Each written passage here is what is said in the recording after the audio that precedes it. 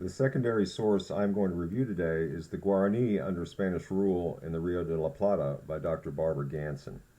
The book was published in 2003 by Stanford University Press.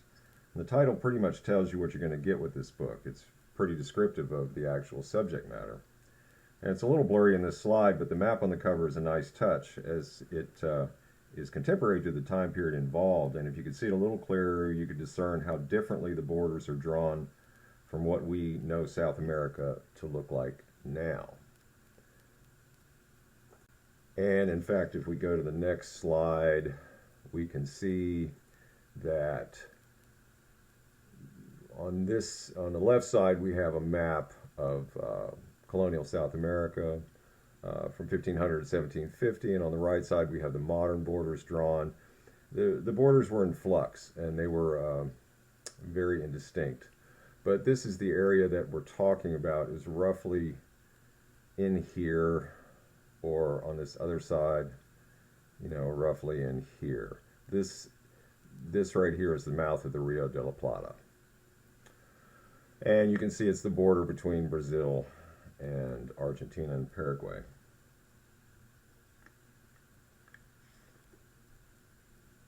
The main players in this are the Guarani, who are the people who are indigenous to the area.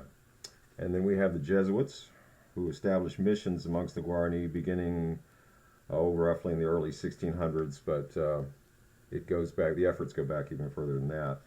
The Spanish, who are nominally in control of this territory, although it is really the Jesuit order who really run things, and these missions eventually begin to grow and thrive and become very prosperous with large Guarani populations. And then finally we have the Portuguese, who are in Brazil, and who very much dispute the boundaries in this area, and who eventually will take control of the missions. The main focus of Dr. Ganson's book is the period from 1750 to 1800, during which the Guarani and the Jesuits were eventually forcibly removed from the missions by both the Portuguese and Spanish governments, after a treaty ceded control of the area to the Portuguese. But the book also covers the time period leading up to all of this, as it is all part of a larger history of both the Guarani people as well as the Jesuits, who sought to convert them to Christianity. So the author's trying to come at this history from more the point of view of the natives, the Guarani, rather than just looking at things from the European perspective, which is what most histories of this time and place had done previously. She wondered if the Guarani were really as childlike and sort of helpless as they were portrayed in most contemporary European writing, then why did their culture endure as much as it did, and why were there so many examples that contradicted the European viewpoint in historical records? And by digging through archival records, she found evidence to make the argument that indeed the Guarani were actually a quite capable people and were very active and engaged in shaping the history of this time and place. So here we have Dr. Ganson. She got her PhD from the University of Texas in history.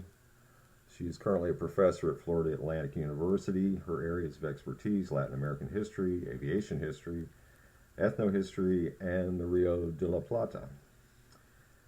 Interestingly enough, she's written a book on the history of aviation in Texas.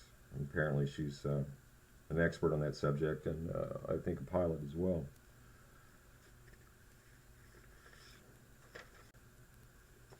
So the author used a large number of both primary and secondary sources in her research.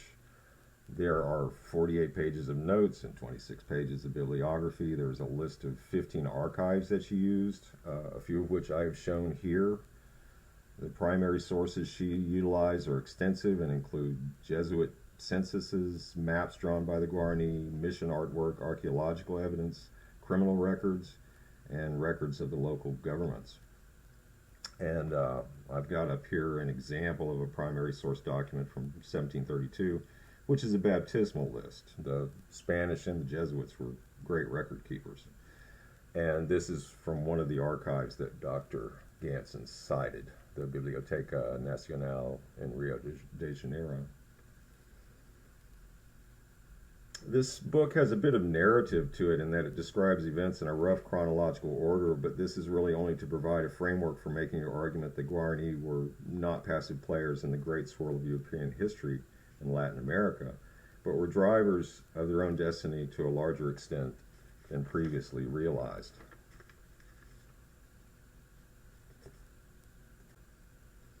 So this book won a number of awards when it was first published, and they're listed here. And it's been extensively reviewed since then and seems to hold up well down to the present day. I think her extensive research is basically hard to argue with, and her conclusions are well grounded in that research. I was introduced to this book through a course in Latin American history last semester, and I thought it was good enough to go ahead and get my own copy. There's a lot in here, and an awful lot of great information and insight is actually in the endnotes, and that takes some time and effort to sift through. It's a great book for anyone interested in Latin American history or the history of the indigenous people of South America. It's also a great example of taking a look at a well-studied bit of history from a different angle and how that can bring about a deeper understanding of the subject.